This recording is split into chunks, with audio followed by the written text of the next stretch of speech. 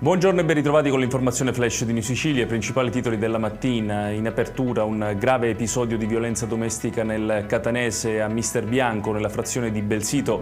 Una donna di 49 anni è stata colpita alla testa dal marito dopo una lite. Secondo quanto ricostruito, l'aggressione sarebbe avvenuta davanti ai figli. L'uomo è stato arrestato con l'accusa di tentato femminicidio. La donna è attualmente ricoverata in prognosi riservata all'ospedale Garibaldi Centro dopo un intervento chirurgico d'urgenza. A Palermo, carabinieri e polizia hanno eseguito un'ordinanza cautelare nei confronti di 7 persone, 2 delle quali erano già detenute.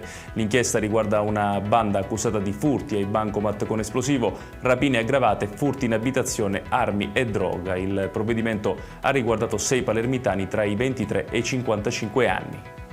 A Messina la Guardia di Finanza ha sequestrato beni per oltre 8 milioni di euro nell'ambito di un'inchiesta su una società attiva nel commercio di metalli preziosi. 5 le persone indagate. L'ipotesi è di frode fiscale attraverso fatture per operazioni inesistenti per oltre 33 milioni di euro. Secondo l'accusa, la società avrebbe dato copertura contabile a operazioni di approvvigionamento di oro e argento di illecita provenienza. A Catania 2 ultras di 21 e 24 anni sono stati arrestati dalla Digos, sono accusati di aver lanciato bombe carta dagli spalti durante la gara Catania-Ascoli allo stadio Massimino. Gli ordigni hanno raggiunto il campo mettendo in pericolo diverse persone, altri 2 tifosi sono stati denunciati per possesso illecito di fumogeni.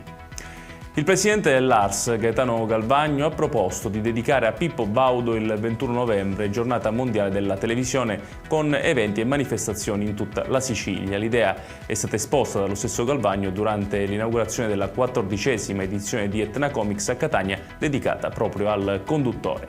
Ed è tutto per questa edizione, tutti i dettagli su queste notizie li trovate come sempre sul nostro sito www.newsicilia.it. Grazie per averci seguito e buon proseguimento di giornata.